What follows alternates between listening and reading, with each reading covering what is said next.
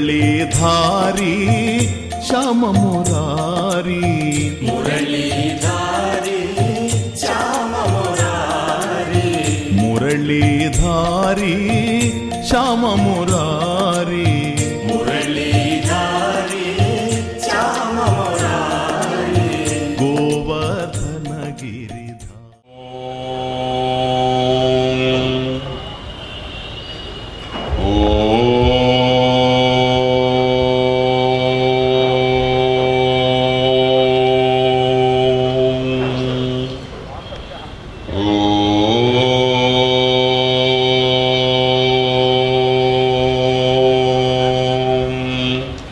కృష్ణాయ వాసుదేవాయ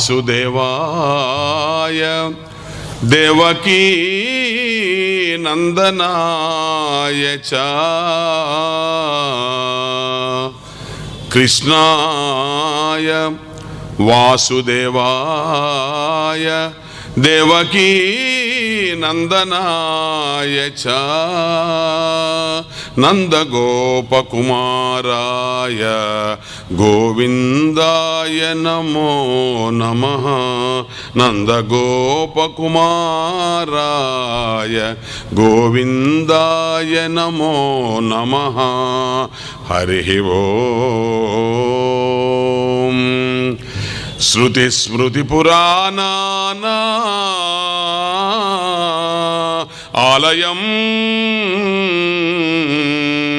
కరుణాలయం నమామి భగవత్పాద శంకరం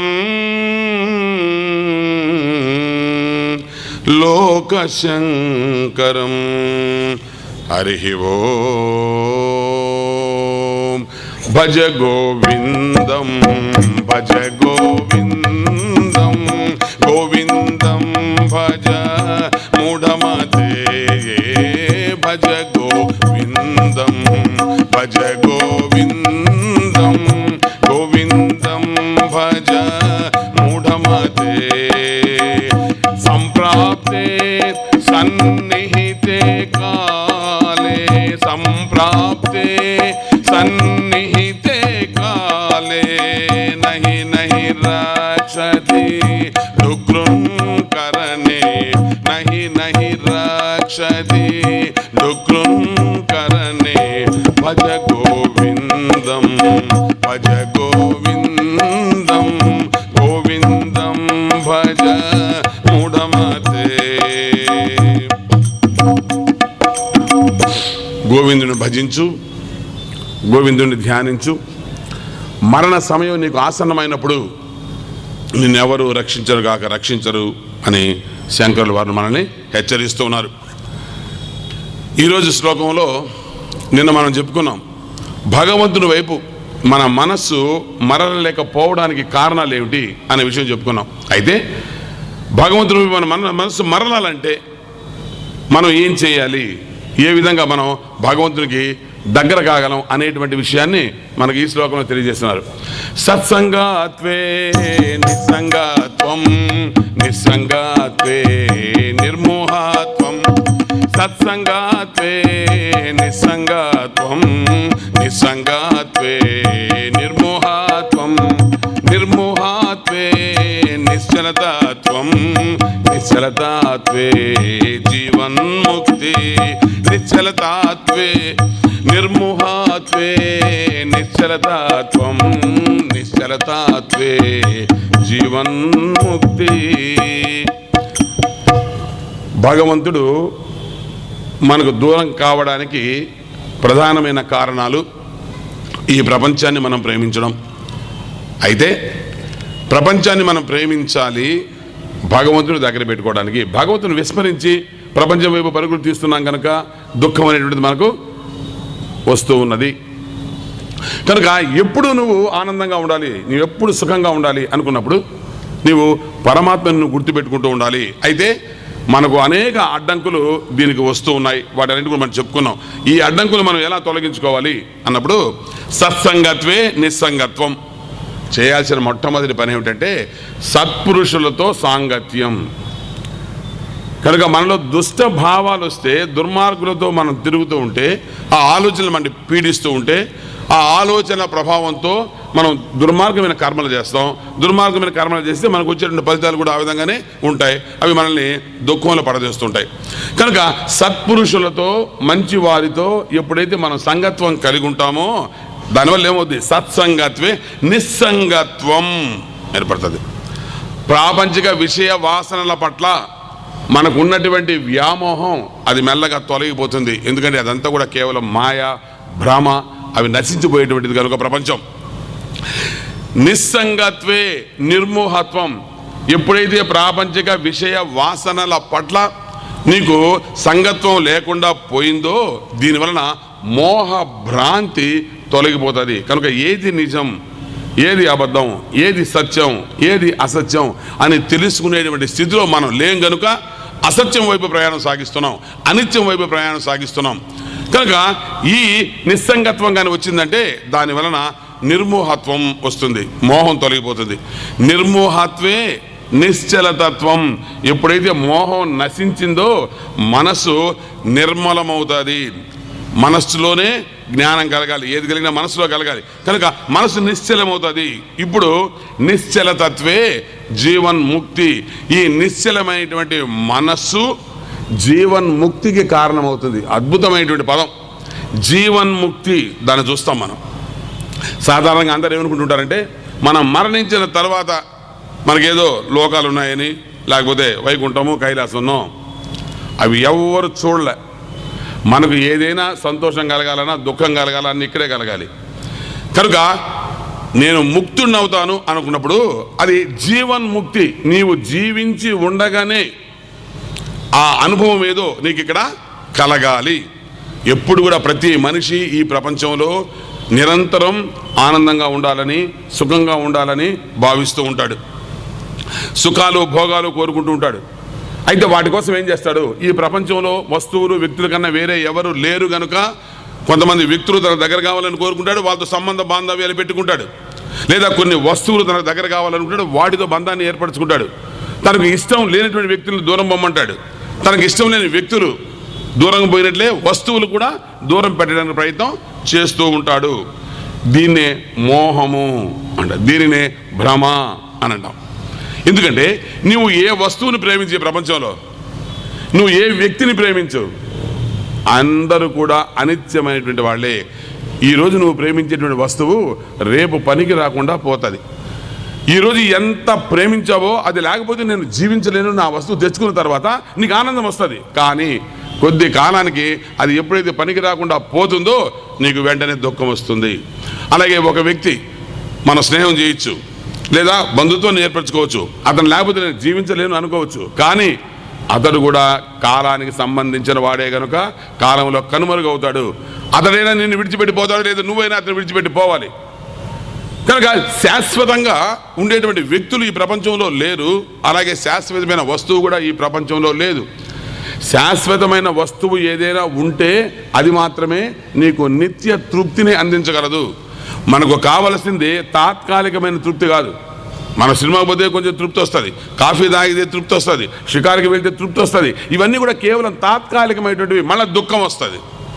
కానీ నాకు కావలసినటువంటి సుఖం నిరవధిక సుఖం.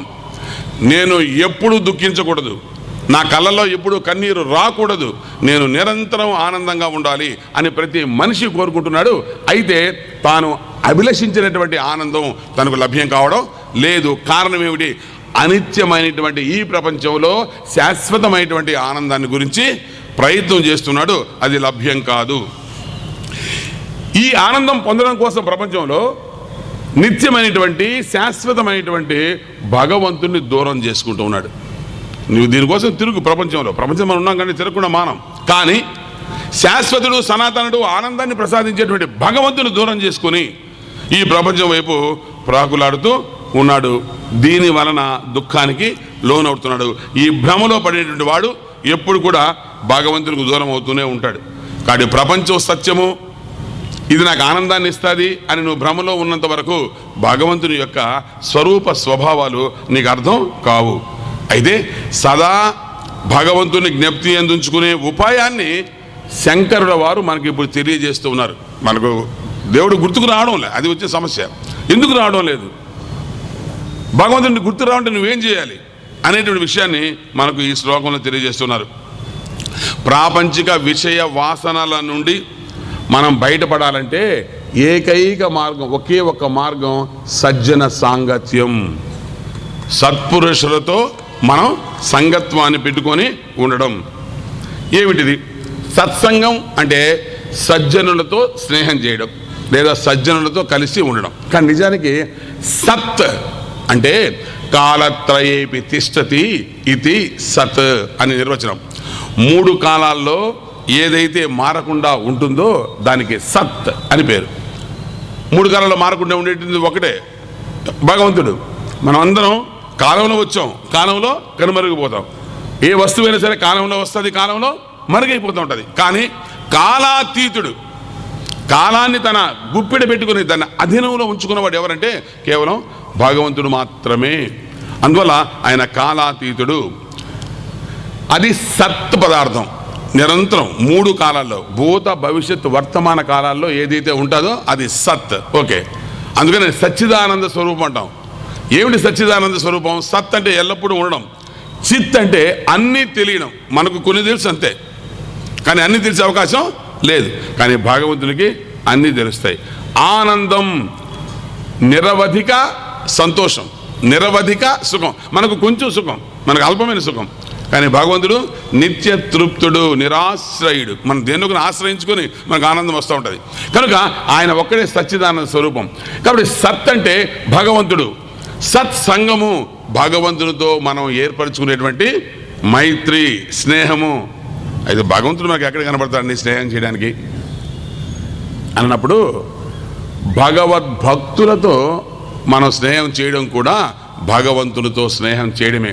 నారద భక్తి సూత్రాల్లో నారదుడు ఒక మాట అంటాడు, తస్మిన్ తత్ జనే భేద అభావత్. తత్ ఎవరు? ఆ భగవంతుడు. తత్ జనే, ఆ భగవంతునికి సంబంధించినటువంటి జనులు. భేద అభావత్, వాళ్ళ మధ్య ఎలాంటి భేదము ఉండదు. కనుక నిరంతరం భగవంతుడు తమ హృదయంలో మోస్తూ ఉంటారు కనుక వాళ్ళలో నిరంతరం భగవంతుడే ఉంటాడు. అందువల్ల భగవద్భక్తులకి భగవంతుడికి మధ్య తేడా లేదు.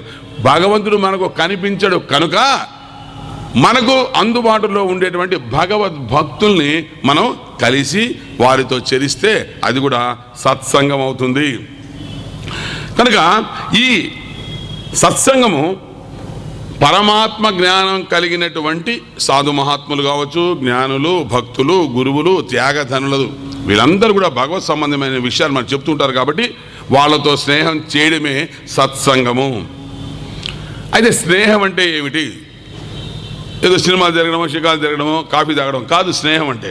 స్నేహం అంటే వారి యొక్క బోధలు ఆలకించడం, వారు ఏ మార్గంలో ప్రయాణం చేస్తూ ఉన్నారో ఆ మార్గంలో మనం ప్రయాణం చేయడం, మనకు ఏమైనా సందేహాలు ఉంటే ఆ సందేహాలను వాళ్ళని అడిగి తెలుసుకోవడం, తదనుగుణంగా నడక సాగించడం, ఇది స్నేహము.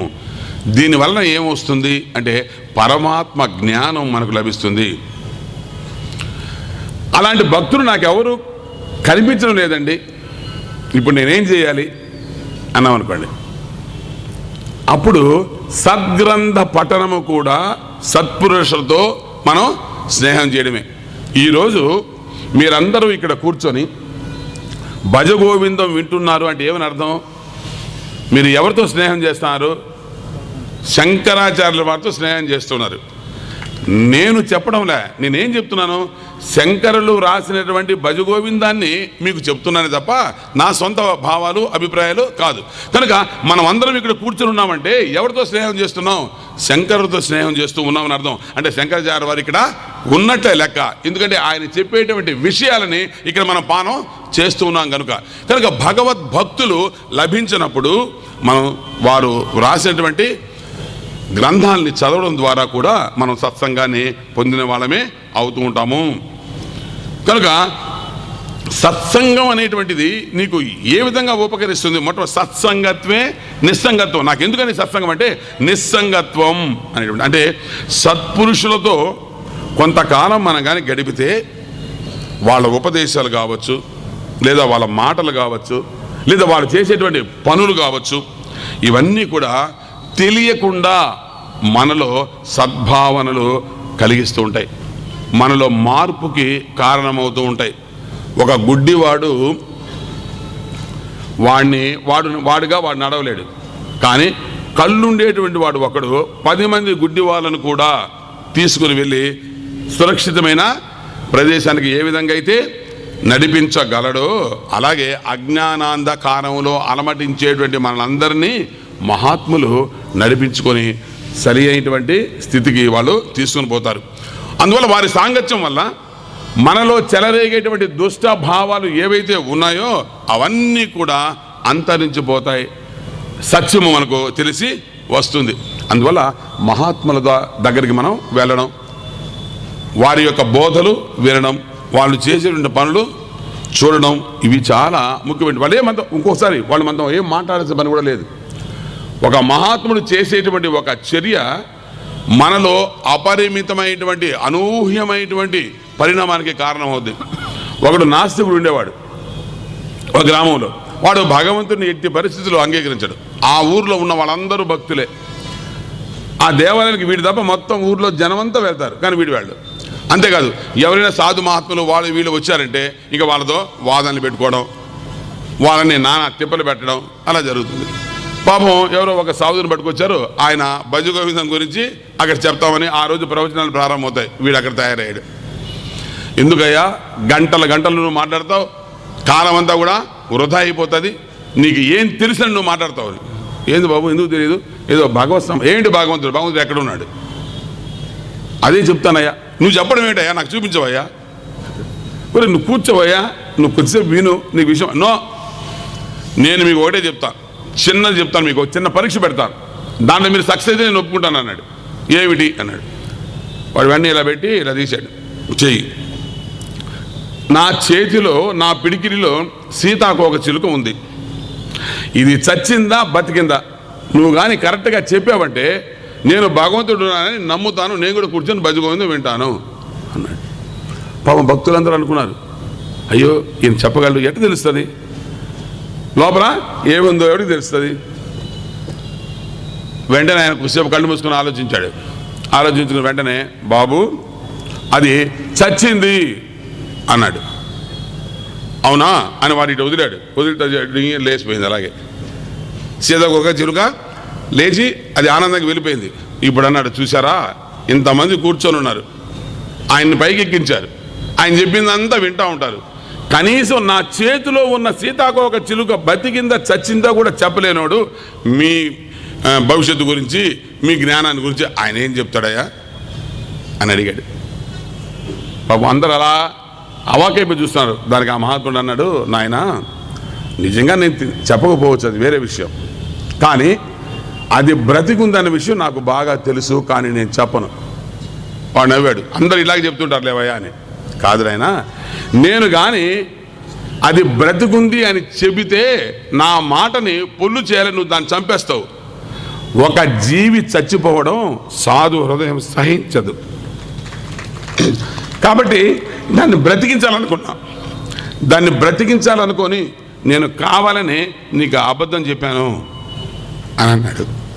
అనగానే వాడికి ఒక్కసారిగా అయ్యో నిజమే కదా, ఈ చిన్న ప్రాణిని నేను చంపేసినవాడిని, దాన్ని బ్రతికించడం కోసం తాను అబాసుబాలైనప్పటికీ కూడా, తన మాట చెల్లకపోయినప్పటికీ కూడా ఆ మహాత్ముడు ఇన్ని వేల మంది మధ్య ఆయన తలదించుకునే పరిస్థితి తెచ్చుకున్నాడే అని ఒక్కసారి ఆయన పాదాల మీద పడ్డాడు, క్షమించమన్నాడు. ఇప్పుడు వాడు ఒక్కసారిగా ఆస్తికుడిగా మారిపోయాడు. ఎందుకంటే మహాత్ముల యొక్క సాంగత్యం, వారి యొక్క ప్రవర్తన ఆ విధంగా మనలో ఒక నూతనమైనటువంటి పరిణామానికి దారితీస్తూ వస్తుందన్నమాట. ఇలా మహాత్ముల యొక్క ప్రవర్తన చూస్తూ ఉంటే మనం మారుతాం. దీని వలన ప్రపంచం పట్ల మనకు నిర్లిప్త భావం ఏర్పడుతుంది. ఏ ప్రపంచం అయితే నాకు ఆనందాన్ని ఇస్తుంది అని మనం గోల చేస్తున్నామో, ఇది నిజం కాదు అనేటువంటి సత్యం తెలిసి వస్తుంది. ఇది నిస్సంగత్వం అంటాం, దీన్ని సంగత్వం తగ్గుతుంది. అంతేకాదు, ఎప్పుడైనా ఒక మహాత్ముడు ఒక్క మాట కానీ చెప్పాడంటే దాని వలన మనకు ఎంతటి తీవ్రమైనటువంటి వైరాగ్యం వస్తుందో కూడా చెప్పలేము. ఒక చిన్న మాట చాలు వాళ్ళకి. బెంగాల్లో మహోద్యమాన్ని తీసుకొచ్చేటువంటి కృష్ణ ఉద్యమాన్ని, రాధాకృష్ణ ఉద్యమాన్ని తీసుకొచ్చినటువంటి చైతన్య మహాప్రభువు, గొప్ప కృష్ణ భక్తుడు. ఆయన ఒకసారి భగవద్గీత మీద ఉపన్యాసాలు చేస్తూ ఉంటే ఒక నాస్తికుడు వచ్చి ఒక ప్లకార్డు ప్రదర్శించాడు. ఏమిటంటే గాడ్ ఈజ్ నోవేర్ అని ఒక కారు తీసుకొచ్చి దాన్ని పెద్దది పెట్టి అక్కడ పెట్టి నిలబడ్డాడు. నిలబడేటప్పటికి అన్ని క్యాపిటల్ లెటర్స్ ఉన్నాయి. దాన్ని చూచాడు చైతన్య మహాప్రభు. అవునా, నేను కూడా అదే కదా చెప్తున్నాను అన్నాడు. వాడు ఆశ్చర్యపోయాడు. మీరు ఇది చెప్తున్నారు? అవును, నువ్వు ఏది రాసుకొచ్చావు అదే నేను చెప్తే ఇట్లా అన్నాడు. వాడు పైకి వచ్చాడు స్టేజ్ మీదకి. గాడ్ ఈజ్ నో వేర్ ఉంది అక్కడ వరుసగా క్యాపిటల్ లెటర్స్లో. ఆయన ఏం చేశాడంటే గాడ్ అలా ఉంచాడు, ఈజ్ అలా ఉంచాడు, ఎన్ఓ నో ఉంది, పక్కన డబల్యూ ఉంది, అక్కడ ఒక కామ పెట్టాడు. చూసుకున్నాడు. ఏమైంది ఇప్పుడు? God is now here. నేను అదే కదా చెప్తున్నాను, నువ్వు కామ పెట్టడం మర్చిపోతే దానికి నేనేం చేస్తాను ఆయన అన్నాడు. అంతే. వాడికి ఒక్కసారి తల తిరిగింది. చూసారా? అంటే నీవు ఏది చెప్పదలుచుకున్నా ఆ మహాత్ముల చెంతగానే ఉంటే అది ఏ విధంగా మారాలో ఆ విధంగా మారిపోతూ ఉంటుంది. అందువల్ల మహాత్ముల యొక్క దర్శనమే పావనం. కారణం, వారు మన యొక్క అజ్ఞానాన్ని పూర్తిగా దహించి వేస్తారు, మనకు జ్ఞానాన్ని ప్రసాదిస్తారు.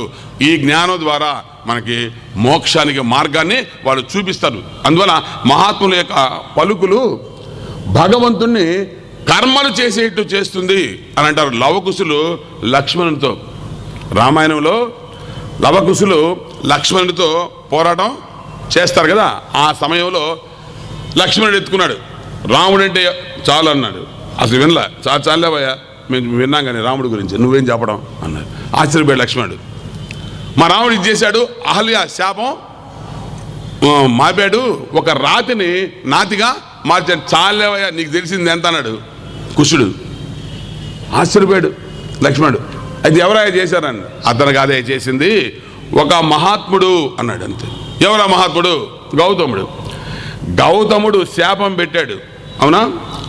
గౌతముని యొక్క మాటలు నిజం చేయడం కోసమే రాముడు ఇక్కడికి ఎత్తుక్కుంటూ వచ్చాడు, లేకపోతే రాముడు వచ్చే అవకాశం లేదన్నాడు. కనుక మహాత్ముని యొక్క మాటలు భగవంతుని చేత కర్మలు కూడా ఆచరించేటట్లు చేస్తాయి. అది మహాత్ముల యొక్క గొప్పతనం, వాళ్ళ యొక్క సాంగత్వం. కనుక శంకరులు 12వ శ్లోకంలో, ఇది నేను చెప్పను ఇంకా, ఎందుకంటే ఇప్పుడు చెప్తున్నాను కాబట్టి, దాన్ని కూడా ద్వాదశ మంజరికా స్తోత్రం 12వ శ్లోకం, దాన్ని మనం దీంట్లో చెప్పుకుంటాం. ఆయన అంటాడు, త్రిజగతి సజ్జన సంగతి రేఖ భవతి భవార్ణవ తరణే నౌక. ఈ 3 లోకాల్లో, ఈ భవసాగరం నుంచి, సంసార సముద్రం నుంచి నీకు నావ ఏదైనా ఉందంటే అది ఒక్కటే ఏకైక నావ, అది సజ్జన సంగతి. కనుక మనం ఈ సముద్రంలో ప్రయాణం చేస్తున్నాం. ఏమిటది? సంసార సముద్రంలో మనం ప్రయాణం చేస్తున్నాం. సముద్రం ఎంత లోతైనా, అందులో ఎంత భయంకరమైనటువంటి జలచరాలు ఉన్నప్పటికీ మనకు కానీ పడవ ఉంటే దాంట్లో హాయిగా సురక్షితంగా మనం తీరం చేరుకున్న విధంగానే ఈ భవసాగరాన్ని దాటించడానికి మనకు నావ త్రిజగన, ఈ 3 లోకాలు, అది చెప్తాను, 3 లోకాల్లో, ఈ కేవలం ఈ లోకమే కాదు, సజ్జన సంగతి అని చెప్తాను. కనుక సత్సంగము చాలా గొప్పది. ఎందుకంటే మనం వింటూ ఉంటాం కల్పవృక్షం, కామధేనువు, ఏమిటంటే ఇవన్నీ మనం ఏమనుకుంటే అవి ఇచ్చేస్తుంటాయి కదా, వాటికన్నా సత్సంగం గొప్పది అన్నారు.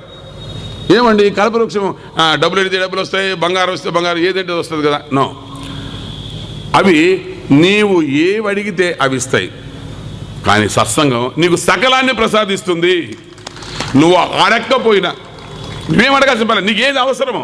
ఇప్పుడు కల్పవృక్షానికి డబ్బులు ఇవ్వండి, డబ్బులు ఇస్తుంది, డబ్బులు వస్తాయి, మనకు ఆనందం రాదు. కనుక కల్పవృక్షము కామధేనువు కంటే కూడా మనకు చాలా ముఖ్యమైనటువంటిది, నీకు ఆనందాన్ని ఇచ్చేది ఏమిటి అంటే సత్సంగం. ఎందువల్ల నీవు అడగకపోయినా కూడా సకలాన్ని అది మనకు ప్రసాదిస్తుంది అని చెప్తారు. ఈ సజ్జనులు ఎవరు? చెప్పారని మీరు బాగానే సజ్జన సాంగత్యం. అయితే ఈ సజ్జనులు ఎవరు, వీళ్ళు ఎక్కడ ఉంటారు, వీరు ఎలా ఉంటారు అని మీరు కానీ అడిగితే ఈ విషయంలోనే మొత్తం జనమందరూ కూడా బోల్తా పడతా ఉన్నారు. కేవలం వేషాన్ని చూచి మోసపోయేటువంటి స్థితి ఈరోజు సమాజంలో మనకు కనిపిస్తూ ఉంది. నేను ఈ వేషం వేసుకున్నంత మాత్రాన నేను ఏదో మహా గొప్ప పండితుడనో లేకపోతే గొప్ప భక్తుడనో చెప్పడానికి వీలు లేదు. నా లోపల ఏముంది, నా ఆలోచనలు ఏమున్నాయి, పైన మాట్లాడే వ్యవహారం వేరుగా ఉంటుంది, నా ప్రవర్తన. సో దానికి మనం ప్రాధాన్యత ఇస్తూ ఉండాలి. కనుక మహాత్ములు అంటే ఎవరు, సజ్జనులు అంటే ఎవరు అంటే శాస్త్ర జ్ఞానాన్ని యథాతథంగా ఎవరైతే మనకు అందిస్తారో వాళ్ళే సజ్జనుడు. ఇప్పుడు నేను భజగోవిందం చెప్తున్నా. ఈ భజగోవిందం చెప్పేటప్పుడు నా తెలివితేటలను ఉపయోగించి దాన్ని వక్రీకరించి చెప్పే అవకాశం ఉంటుంది. ఎవరైనా అదే చేస్తుంటారు, అది తప్పది. శంకరాచార్య వారి యొక్క మదిలో ఏదైతే ఉందో, ఆయన ఏదైతే ఈ లోకానికి అందించాలి అనుకున్నాడో, ఈ జనానికి ఏదైతే ఆయన చెప్పదలుచుకున్నాడో దానినే నువ్వు పసిగట్టి విచారించి దాన్ని నువ్వు సమాజానికి అందించినప్పుడు నీవు సజ్జనుడు అవుతావు.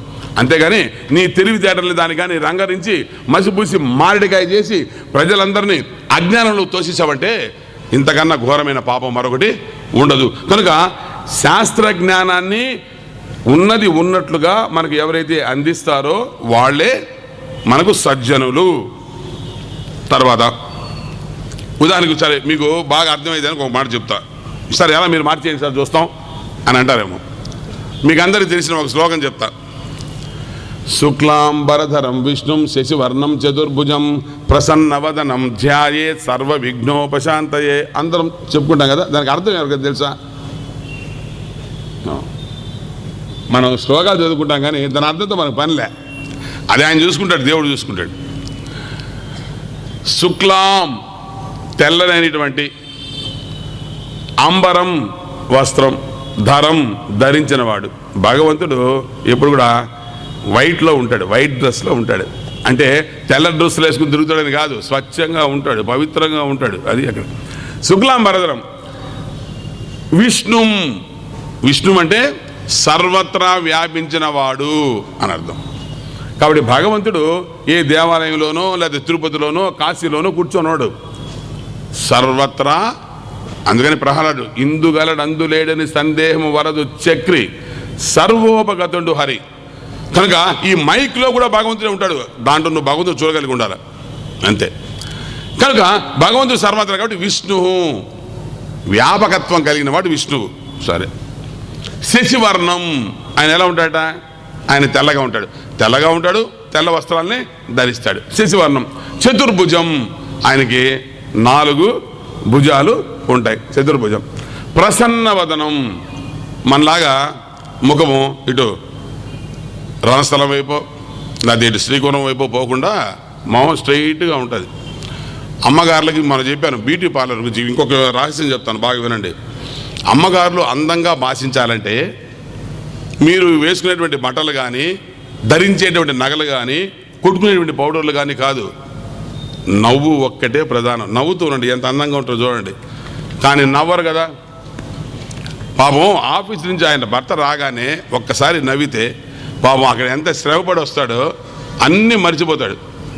కానీ మీరు ముఖాన్ని ఇటు పలాస వైపు పంపించేస్తే పాపం ఏం చేస్తాడు చెప్పండి. కాబట్టి అంతేకాదు, మీరు అందంగా ఉండాలంటే మీరు నవ్వుతూ ఉండండి. నవ్వుతూ ఉంటే అందరూ కూడా అందంగా కనిపిస్తూ ఉంటారు. ఇది రహస్యం, అసలు రహస్యం. భగవంతుడు ఎందుకు అందంగా ఉంటాడు, ఎందుకు మనం ఆయనకి నమస్కరిస్తాం? ప్రసన్నవదనం, ఆయన చూడగానే ప్రసన్నంగా ఉంటాడు, నవ్వుతూ కనిపిస్తాడు. ధ్యాయేత్, ఆయన ధ్యానిస్తున్నాను ఎందుకు? సర్వ విఘ్న ఉపశాంతయే, నాకు ఉండేటువంటి విఘ్నాలు, నాకు కష్టాలు, నా దుఃఖాలు ఇవన్నీ కూడా ఉపశమనం పొందడం కోసం, పోవడం కోసం నేను ఆయనకి నమస్కరిస్తున్నాను. చాలామంది ఏమంటారంటే ఇది వినాయకుడు అనుకుంటాడు. చూసారా దీంట్లో వినాయకుడు ఉన్నాడా? వినాయకుడు కనపడ్డలే, కానీ మనం శుక్లాంబరధరం అంటే వినాయకుడు అనుకుంటాం, కాదు. ఇక్కడ దీని యొక్క అర్థం ఇది. సరే, దీన్ని ఒక డబ్బు మీద ఆశ ఉండేటువంటి వాడు అన్నాడు, అయ్యా ఇది దేవునికి సంబంధించింది కాదు, అది దేనికి సంబంధించింది? డబ్బులకు సంబంధించింది అని. డబ్బులకు సంబంధించిందా ఎట్లయ్యా అంటే ఆ రోజుల్లో, ఈ రోజు అంటే మనకు కరెన్సీ, ఆ రోజుల్లో మనకు కాయిన్స్ ఉండేవి. ఇది రూపాయి బిళ్ళ అంట. వాడు రూపాయి బిళ్ళ చూపించి ఇది దీని మీద ఈ శ్లోకం ఎట్లా సార్ అంటే శుక్లాంబరధరం ఎలా ఉంది, ఇది తెల్లగా ఉంది కదా, కాబట్టి తెల్లని వస్తువు ధరించింది. శుక్లాంబరధరం విష్ణు. రూపాయి లేనటువంటి ప్రదేశం చెప్పండి. అది ఇండియాలో ఉంటుంది, ఒకవేళ రష్యాలో ఉంటే దాన్ని రూబుల్స్ అంటాం, ఒకవేళ జపాన్ ఉంటే దాన్ని ఎన్ అంటాం. కానీ మొత్తం మీద ప్రపంచం అంతా రూపాయి ఉంటుంది వేరే వేరే పేర్లతో. కాబట్టి సర్వత్రా ఉంది. విష్ణు సర్వత్రా వ్యాపించింది. శశివర్ణం చూడండి, దగదగా తెల్లగా మెరుస్తుంది శశివర్ణం. చతుర్భుజం, దీనికి 4 భుజాలు ఉంటాయి. ఏమిటి ఆ రోజుల్లో, ఇప్పుడు మీకు తెలియదు. రూపాయి అంటే 4 పావలాలు ఈజ్వల్ టు 1 రూపీ, 2 అర్ధ రూపాయలు ఈజ్వల్ టు 1 రూపీ. కాబట్టి దీనికి 4 భుజాలు, 4 పావలాలు ఉంటాయి. చతుర్భుజం. ప్రసన్నవదనం, డబ్బులు చూస్తే ఎంత ఆనందం ఎవరికైనా. కాబట్టి దాన్ని చూడగానే గొప్ప ఆనందం వచ్చేస్తుంది. ధ్యాయేత్, దానికి ధ్యానం, నమస్కరిస్తా. ఎందువల్ల సర్వ విఘ్నోపశాంతి. కష్టాలన్నీ దేని మీద ఆధారపడి ఉంటాయి, డబ్బులు వస్తే కష్టాలు పోతాయి. కాబట్టి నేను దాన్ని ధ్యానిస్తాను అని అనుకోండి, బాగుంది కదా. ఇంకొక ఆయన నాలంటే ఆయన ఆహార ప్రియుడు. ఆయన అంటాడు, చచ్చా ఇది బాగలేదండి, ఇది ఆహారానికి సంబంధించిన శ్లోకం. ఆహారం ఏంటారు నాయన, ఇదేంద్ర కొత్తది. అవునండి, మీరు రూపాయి బిళ్ళ చెప్పారు కదా, తెల్లగా ఉంది, బాగానే ఉంది. వస్త్రం ఏది దానికి, ఎక్కడ వస్త్రం చెప్పండి. నువ్వు వస్త్రం ఎలా చెప్పేశావు, నేను చెప్తాను చూడండి. అదేమిటంటే పెరుగువడ అన్నది. పెరుగువడ ఏమిటంటే శుక్లాంబరధరం. నిజానికి వడ వేరే కలర్లో ఉంటుంది, దానికి పెరుగు వేస్తాం కాబట్టి అది బట్ట, అది తెల్లగా వస్తుంది. నిజానికి గారె తెల్లగా ఉంటుందా, ఉండదు, అది ఎర్రగా ఉంటుంది. కాబట్టి బట్ట ధరించింది. ఏం బట్ట ధరించింది అంటే పెరుగు అనేటువంటి బట్టని ధరించినటువంటి శుక్లాంబరధరం విష్ణుం. మీరు ఎక్కడైనా చూసుకోండి, మీరు మలేషియా, సింగపూరు, అమెరికా ఎక్కడికి పోయినా సరే మన ఇండియన్ రెస్టారెంట్స్ వాటిల్లో పెరుగు గారి మాత్రం ఇప్పుడు ప్రత్యేకంగా రాసి మరీ పెడుతున్నారు. కర్డ్ రైసు, కర్డ్ వడ అనేది ఉంటాయి. కాబట్టి ఇది సర్వత్రా ఉంటుంది. విష్ణు. శశివర్ణం, నిజానికి అది వర్ణం, అది కాకపోయినప్పటికీ దీన్ని పెట్టినందువల్ల తెల్లగా భాషిస్తుంది కాబట్టి శశివర్ణం. చతుర్భుజం, 4 భుజాలు. ఇది 4 కట్ చేసుకుంటాం, 6గా చేసుకో. ఇది చూడు 4 కట్ చేస్తారంట, 6 చేసుకో, 10 చేసుకో. నా చతుర్భుజం అంటే వాడు చెప్తాడు అండి, ప్రపంచం మొత్తం మీద మనుషులందరినీ మనం విభజిస్తే కేవలం 4 కులాలే ఉన్నాయి. ఒక భారతదేశమే కాదు, మీకు చెప్తున్నాను. ప్రపంచంలో మీరు ఎక్కడికైనా వెళ్ళండి, ఎక్కడ సార్ ప్రపంచంలో వేరే కులాలు ఉన్నాయి? ఎక్కడ, ఎందుకు ఉండవు? అన్ని దేశాల్లో కులాలు అనేవి ఉంటాయి, లేకుండా ఎక్కడ పోతాయి? ఏమిటి ఆ కులాలు అన్నప్పుడు బ్రాహ్మణ, క్షత్రియ, వైశ్య, శూద్ర. బ్రాహ్మణులు అంటే అది కులం కాదు, జ్ఞానము కలిగిన వారు, చదువుకున్న వాళ్ళందరూ బ్రాహ్మణులే. లేరా?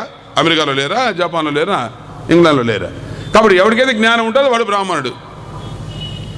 క్షత్రియులు, ఎవరికైతే శక్తి సామర్థ్యాలు ఉంటాయో, పరిపాలన చేస్తూ ఉంటారో వాళ్ళు. ఇప్పుడు ట్రంప్ క్షత్రియుడే, ఎందుకంటే పరిపాలన చేస్తూ ఉన్నాడు అంతే. మోదీ ఆయన కూడా క్షత్రియుడే, ఆయనకి మనం కులం కట్టడానికి లే. ఎవరెవరైతే దేశ పాలన చేస్తూ ఉంటారో, ప్రజల్ని పరిపాలిస్తూ ఉంటారో వాళ్ళందరూ కూడా క్షత్రియులే. దశాలు. వైశ్యులు ప్రపంచమంతా ఉంటారు, ఎవరైతే వర్తక వ్యాపారాలు లేదా వ్యవసాయాలు చేస్తుంటారో వాళ్ళందరూ కూడా వైశ్యులే, మొత్తం అంతా ఉంటారు. ఇక శూద్రులు, సమాజానికి కావలసిన ఇతర సేవలంతా ఎవరైతే అందిస్తూ ఉంటారో వారందరూ కూడా శూద్రులు. ఇక్కడ గొప్ప విషయం ఏమిటంటే 4 భుజాలు అంటున్నారు కదా, ఈ 4 భుజిస్తారండి. No vegetarian, no non vegetarian. కాబట్టి 4 వర్ణాలు భుజించేటువంటి వారు కనుక దానికి 4 భుజాలు.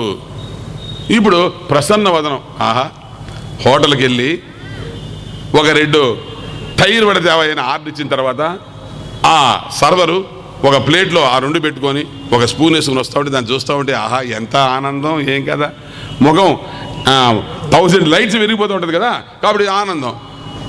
ధ్యాయేత్, నేను దాన్ని ధ్యానిస్తాను. ఎందుకంటే సర్వ విఘ్నోపశాంతే. డబ్బులు ఉన్నాయి, డబ్బులు తింటే మనకు ఆకలి తీరుతుందే?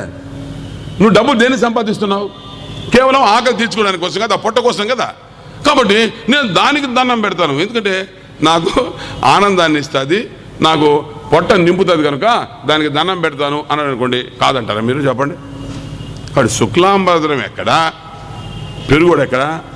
మన ఇష్టం వచ్చినట్టు దాన్ని మలుచుకోవచ్చు. అలాగే బజ్జి గోవిందని నా ఇష్టం వచ్చినట్టు తిప్పేస్తాను. అలా తిప్పేటువంటి వాడు ఎవ్వరు కూడా సజ్జనుడు కాడు. తన స్వార్థం కోసం దాన్ని ఉపయోగించుకోండి. ఈరోజు మతము ఆ విధంగా తయారైంది. ముఖ్యంగా మన హిందూ మతం ఎవడి పాటికి వాడు దాన్ని ఉతికి ఆరేసేస్తున్నాడు. కేవలం స్వార్థంతో దాన్ని ఉపయోగించుకొని తను పైకి వెళ్ళాలి అనే ఉద్దేశంతో ఆ అర్థాన్ని తారు మారు చేసేస్తూ ఉన్నాడు. కనుక ఇవన్నీ వినడానికి బాగానే ఉంటాయి. ఇలా చెప్పేవారు కూడా ఎక్కువ మంది తయారయ్యారు. కానీ వీళ్ళందరూ సజ్జనులు కారు. సజ్జనులు అనేవారు ఎక్కడో హిమాలయ పర్వతాల్లో కూర్చొని ఉండరు, మన మధ్యలోనే ఉంటారు, మనలాగే ఉంటారు. వాళ్ళు ఎప్పుడు కూడా మహిమలు చూపించరు. బాగా గుర్తుపెట్టుకోండి, మహిమలు ఎవరైతే చూపించరో వాళ్ళే సజ్జనులు. మంత్రాలు వెయ్యరు, తాయెత్తులు కట్టరు, భవిష్యత్తు గురించి నీకు చెప్పరు. భగవన్నామాన్ని నిరంతరం జపిస్తూ నీ చేత జపించడానికి ఎవరైతే ప్రయత్నం చేస్తూ ఉంటారో వాళ్ళు సజ్జనులు. ఈ విషయం అంతేకాదు, కామ క్రోధాదులకి దూరంగా ఉంటారు. చెప్పడం కాదు, ఆచరణలో పెట్టుకుంటారు. అరిషడ్ వర్గాలకి వారు దూరంగా ఉంటారు. కబీర్ దాస్ మహాశయుడు 15-16 శతాబ్దాల్లో ఉన్నటువంటి వాడు. అందరూ చూసినటువంటి వాళ్ళు. కబీర్ దాస్ని అందరూ చూశారు. కానీ ఆయన ముస్లిమో తెలియదు, లేదా హిందువో తెలియదు. ఎలా జన్మించాడో, ఎలా పెరిగాడు. అరిషడ్ వర్గాలు జయించినటువంటి మహాత్యాగి. కోపము అనేటువంటిది ఏమిటో అస్సలు తెలియనటువంటి వాడు కబీర్ దాస్. ఆయన జీవితంలో జరిగిన ఒక సంఘటన చెప్తాను మీకు. ఆ పాట కూడా వినిపిస్తాను. ఆయన రాసినటువంటి అద్భుతమైనటువంటి హిందీ దోహా మీకు చెప్తాను. కబీర్ దాసు పేదవాడు. ఈ నేత నేసుకొని జీవించేటువంటి వాడు, అమ్ముకొని బ్రతికేటువంటి వాడు, నిక్కచ్చిగా ఉండేవాడు, నిజాయితీగా ఉండేవాడు. సరే, తల్లి యొక్క పోరు పడలేక పెళ్లి చేసుకున్నాడు. భార్య లోయి, మహా సౌందర్యవతి. ఎంత అందమో చెప్పలేం, భగవంతుడే ప్రసాదించాడు. అంత గొప్ప అందగత్తె. ఒకసారి నామదేవ్, జ్ఞానదేవ్ వీళ్ళందరూ కూడా సమకాలికులు. జనాబాయ్, ముక్తాబాయ్, సోపాన్ వీళ్ళందరూ తీర్థయాత్రలు చేసుకుంటూ పోతూ నేరుగా కబీర్ దాస్ యొక్క గ్రామానికి వచ్చారు. ఆ రోజుల్లో ఏంటంటే అలా తీర్థయాత్రకు పోయేటప్పుడు ఎక్కడ పడితే అక్కడ వాళ్ళు దేవాలయంలో ఉండడం, వాళ్ళు ఏమైనా పెడితే తినడం, అలా వ్యవహారంగా వెళ్ళేటువంటి వాళ్ళు. వీళ్ళు వస్తున్నట్టు విషయం తెలుసుకున్నటువంటి కబీర్ దాస్ పరిగెత్తుకుంటూ వాళ్ళ దగ్గరికి వెళ్ళి వాళ్ళ యొక్క పాదాల మీద పడ్డాడు. తన యొక్క ఇంటికి వాళ్ళని ఆహ్వానించారు. ఒక 10-15 మంది ఉన్నారు. వాళ్ళందరూ కూడా వచ్చి కూర్చున్నారు. ఇంటి ముందు కూర్చొని ఇక భగవన్నామ సంకీర్తన ప్రారంభించారు. చేసుకుంటూ ఉన్నారు. చీకటి అయిపోతూ ఉంది. వాళ్ళకి భోజనం ఇంట్లో కనీసం ఒక బియ్యపు గింజ కూడా లేదు. పాపం ఆ లోయి ఎన్నోసార్లు బయటకు వచ్చి సైగ చేస్తామని ప్రయత్నం చేస్తే దాంట్లో మునిగిపోయినాడు. ఆ కీర్తనలో, సంకీర్తనలో చూడలేదు. ఇక ఏం చేయాలో ఆ తల్లికి అర్థం కాక, మహాత్ములు, సాధు మహాత్ములు మన ఇంటికి వచ్చారే, మనం ఎంత భాగ్యం చేసుకుంటే వీళ్ళు వచ్చారు, కాబట్టి వీళ్ళని భోజనం పెట్టుకుని ఎలా పంపిస్తాం అని ఆమె ఆ చుట్టుపక్కల వాళ్ళని అడిగింది. 15 మందికి భోజనం చేయండి, ఎవరు ఇచ్చేస్తారు? ఇప్పుడు నేరుగా ఆ తల్లి బజార్కి వెళ్ళింది. దాదాపు 7:30-8 అయిపోతాం టైం. వెళ్ళి అందరూ గుడ్లు గడేస్తున్నారు, చిన్న ఊరు కాబట్టి. ఒక కిరాణా షాప్ ఆయన మాత్రం దాన్ని తెరుచుకొని ఉన్నాడు. ఆయన దగ్గరికి వెళ్ళి ఆయనకు నమస్కరించి, అయ్యా నేను కబీర్ దాస్ భార్యని, మా ఇంటికి సాధు మహాత్ములు వచ్చారు, మీరు కానీ ఈ సరుకులు నాకు కావాల్సినట్టు ఇస్తే రేపు మా ఆయనతో చెప్పి మీకు తెప్పించి ఇచ్చేస్తాను, నాకు ఎలాగైనా ఇవ్వండి అని నమస్కరించి ప్రార్థించింది. వీడు ఎప్పటి నుంచో ఆమె మీద కన్నేసి ఉన్నాడు. ఈరోజు తనకు అవకాశం లభించింది. వెంటనే తన మనసులో ఉండే దుర్మార్గమైనటువంటి ఆలోచనని ఆ తల్లి ముందు పెట్టాడు. కనుక నీవు చాలా ముఖ్యమైన అంటున్నావు, నీకు కావలసిన సరుకులన్నీ ఇస్తాను, తీసుకెళ్ళు, కానీ నీవు నా యొక్క కోరిక తీరిస్తే వాడిని ఇస్తానన్నాడు. తల తిరిగిపోయింది ఆ తల్లికి. ఒక్క క్షణం ఏం చెయ్యాలో అర్థం కాలే. ఒక్కసారి కళ్ళు మూసుకునింది, ఒకే ఒక్క నిమిషం. వెంటనే కళ్ళు తెరిచింది. సరుకులు ఇవ్వండి అని అంతే. వాడు ఆశ్చర్యపోయాడు. వెంటనే సరుకులు ఇస్తున్నాడు.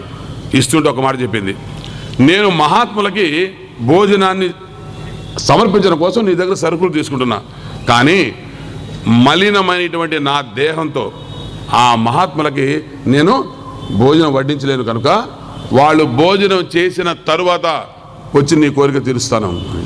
సరే అన్నాడు. వెంటనే ఆ సరుకులను తీసుకెళ్ళింది. చక్కగా ఆహార పదార్థాలని వంట చేసింది. 10-11 అయిపోతా ఉంది. వాళ్ళందరూ కూడా ఆ సంకీర్తనలు నిమగ్నమై ఉన్నారు. ఇప్పుడు వచ్చారు.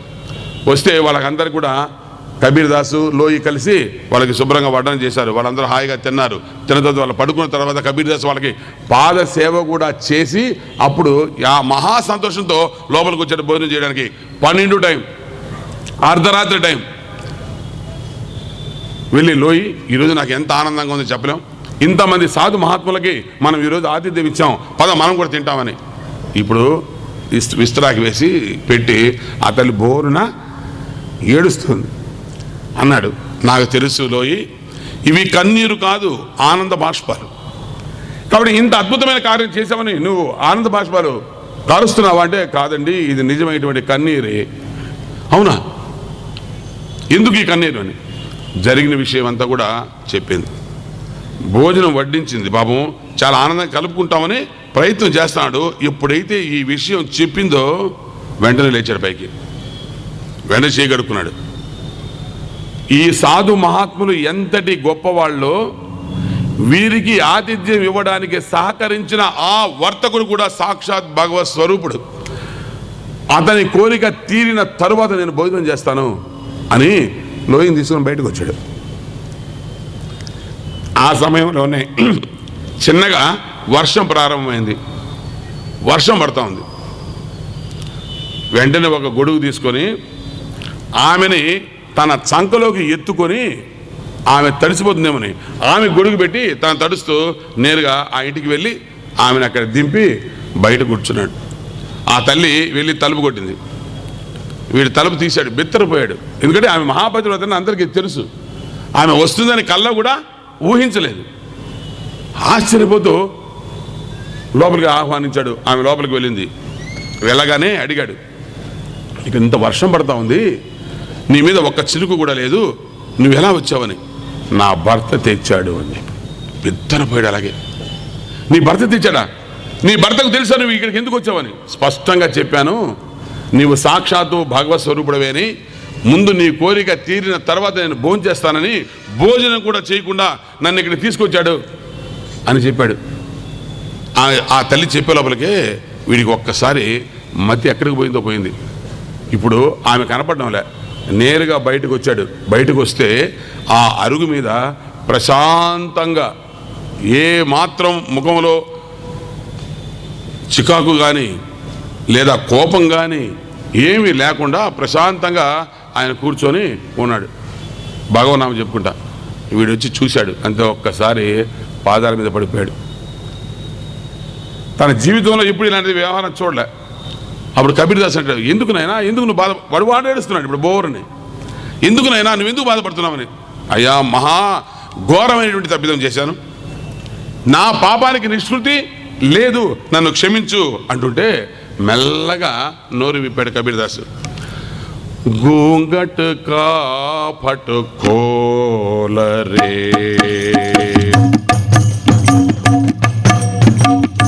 घूंघट का फट खोल रे, तो हे पीव मिलेंगे,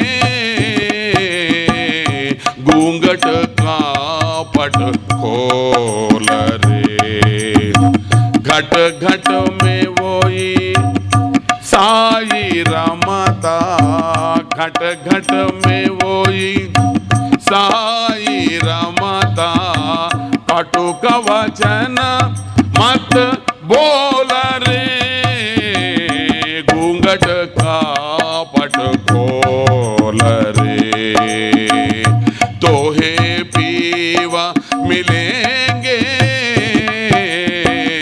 घूंघट का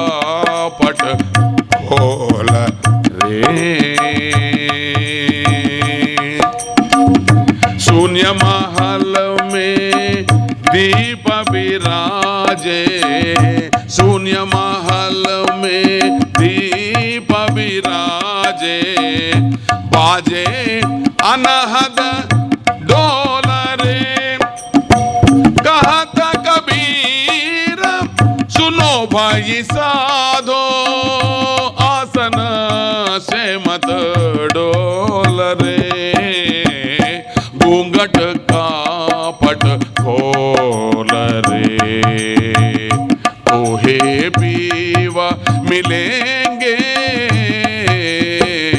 घूंघट का पट खोल रे ప్రశాంతంగా చెప్తాను గూంగట్ కా పట్ కోలరే నాయనా నీకు నీ కళ్ళకి ఒక అజ్ఞాపు పొర వ్యాపించింది దాన్ని ఒకసారి తొలగించు గూంగట్ కా పట్ కోలరే ఆ అజ్ఞానపు తెరని ఒక్కసారి తొలగించి అప్పుడు ప్రపంచాన్ని చూడు తో హే పీవ మిల్లేంగే అప్పుడు నీకు ఈ ప్రపంచం ఏమిటో నీకు స్పష్టంగా కనిపిస్తుంది ఇప్పుడు నీకు కనపడడంలే ఏమిటి అప్పుడు ఎలా కనిపిస్తుంది ఘట్ ఘట్ మేవోయి ఘటము అంటే శరీరం ఘట్ ఘట్ మేవోయి సాయి రమత సాయి అంటే భగవంతుడిని అర్థం హిందీలో ప్రతి శరీరంలో ఉన్నవాడు భగవంతుడే కనుక ఆ శరీరంలో భగవంతుడు ఉన్నాడు అని తెలిస్తే కటు కవచన మత్తు బోలరే కఠినమైనటువంటి మాట ఎప్పుడు పలకకు ఎందుకంటే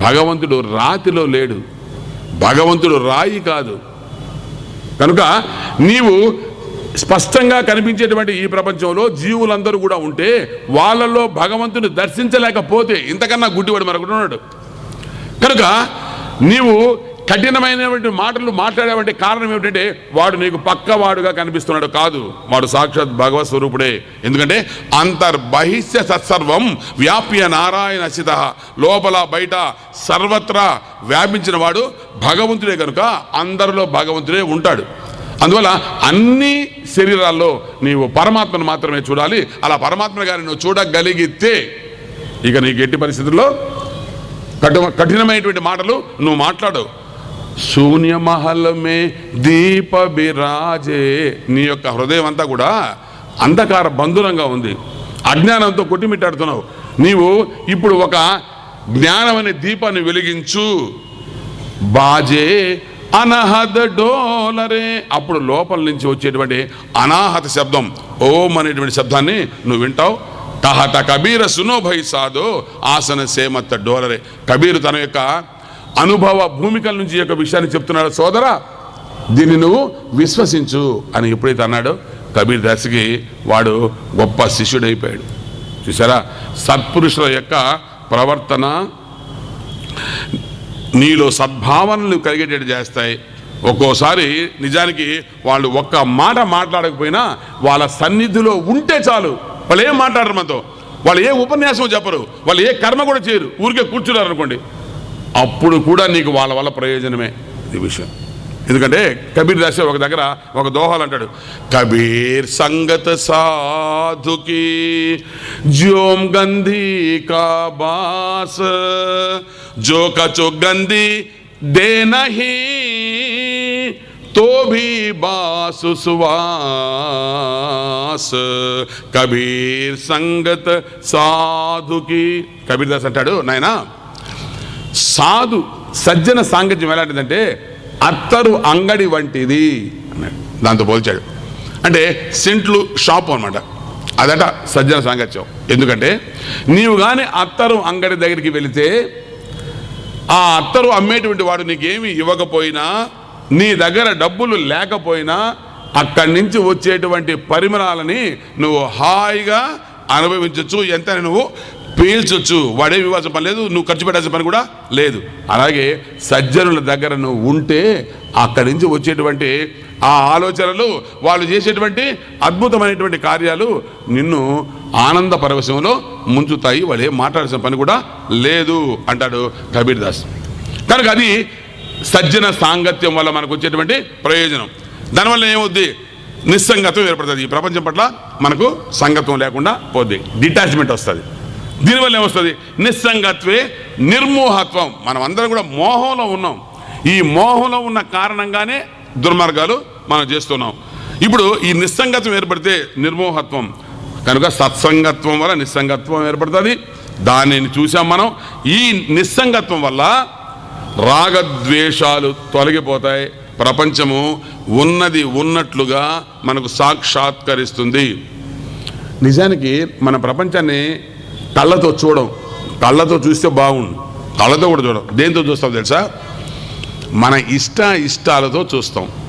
ఇది వచ్చిన బాధ అంతా. అంటే అహంకారమైనా ఉంటుంది, లేదా మమకారమైనా ఉంటుంది, ప్రేమైనా ఉంటుంది, లేదా క్రోధమైనా ఉంటుంది. అది మనసులో పెట్టుకుని వాళ్ళని చూస్తాం.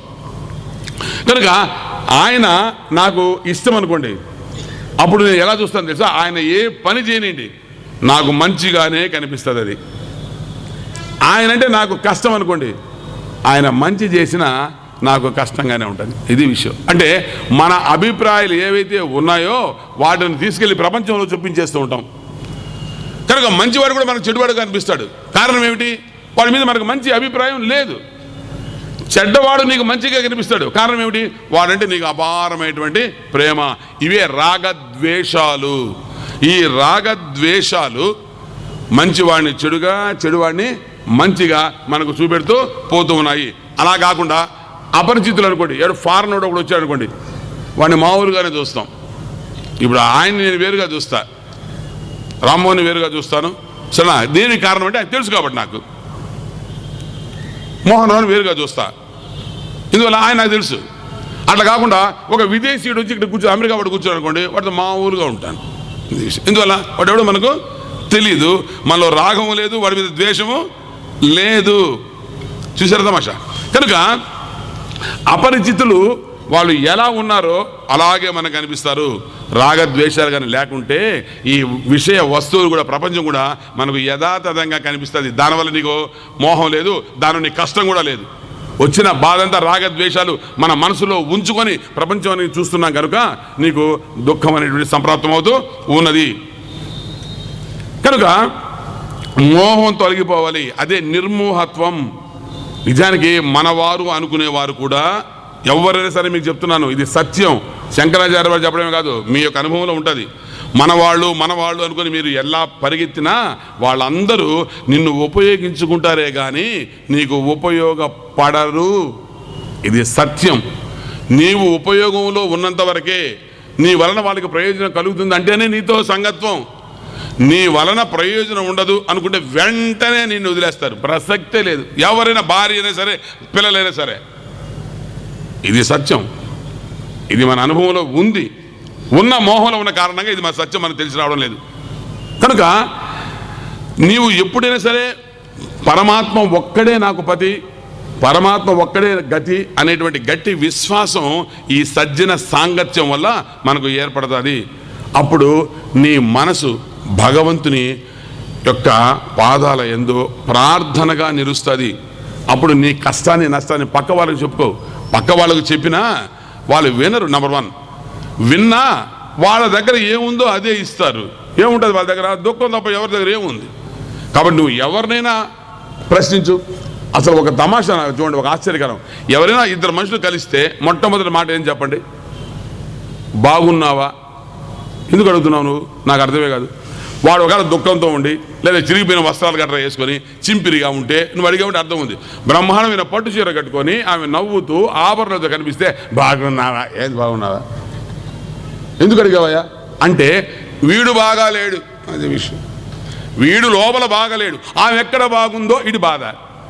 కాబట్టి పైకి వీడు కూడా బాగానే కనిపిస్తున్నాడు కదా, ఆమె కూడా పైకి పట్టు చీర కట్టుకొని ఉన్నా లోపల ఎన్ని కుట్లు ఉన్నాయో అది వాడికి బయటికి చెప్పేస్తే ఆ ఆనందం. ఏమేం బాగులేండి, ఏదో చలితే ఆమె నిజం చెప్పదు, ఏదో పోతా ఉంది, ఇప్పుడు వాడికి ఆనందం. ఓహో చూసారు తమాషా. కాబట్టి ఇద్దరు వ్యక్తులు కలిసినప్పుడు ఎందుకు ఆ ప్రశ్న వేస్తున్నాము అనంటే నీవు అసంతృప్తిలో ఉన్నావు కాబట్టి వాడు కూడా అసంతృప్తిలో ఉన్నాడు అని గట్టి విశ్వాసం నీకు.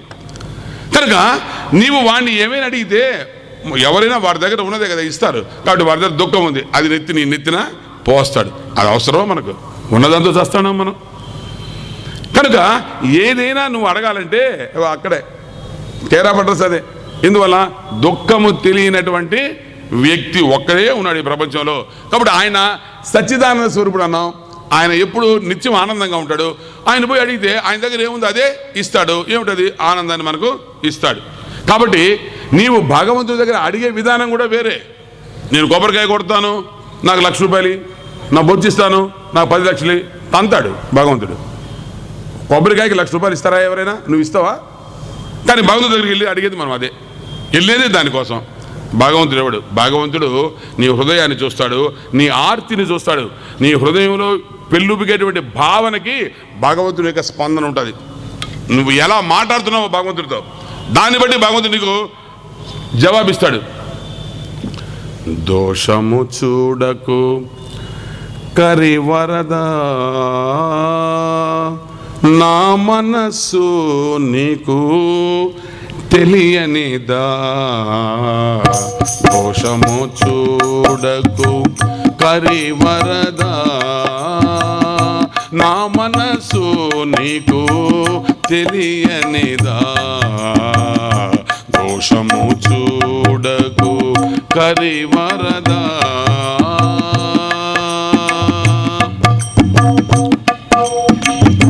కోరితినా కోర్కెలు తీర్చమని, అడిగితినా పసిడి ఇవ్వమని. కోరితినా కోర్కెలు తీర్చమని, అడిగితినా పసిడి ఇవ్వమని. ఉలకవు పలుకవు కారణమేమి, ఉలకవు పలుకవు కారణమేమి. నీదేముంది నా తలరాతే గాని, దోషము చూడకు కరివరదా, నా మనసు నీకు తెలియనిదా. దోషము చూడకు కరివరదా, ప్రేమలందుకొని పగలను పంచే మాయల మారి ఈ జగతి. ప్రేమలందుకొని పగలను పంచే మాయల మారి ఈ జగతి. తెలియక మోసపోయితి స్వామి, తెలియక మోసపోయితి స్వామి. నీవు మరచితే నా గతి ఏమి. దోషము చూడకు కరివరదా, నా మనసు నీకు తెలియనిదా. దోషము చూడకు కరివరదా, పాపము చూడకు నీ పాపను నేను. కోపము కోపము పూనకు కొరగాను. పాపము చూడకు నీ పాపను నేను. కోపము పూనకు కొరగాను. లోపము లేనా లోపల ఉన్నవి, లోపము లేనా లోపల ఉన్నవి. చూపుము కరుణా కమనీయ వదన, దోషము చూడకు కరివరదా, నా మనసు నీకు తెలియనిదా. దోషము చూడకు కరివరదా. ఇలా భగవంతుని ప్రార్థిస్తే భగవంతుడు ఉండగలడా మనకు సాయం చేయకుండా? ఏ రోజైనా ఇది ప్రార్థించామా? నాకు అది లేదు, ఇది లేదు, అది ఇది అని ఒకటే సంత గోల తప్ప నీ ఆర్తిని పరమాత్మకు వినిపించే ప్రయత్నం ఎప్పుడైనా చేశామా? ఎప్పుడు చేయలేదు.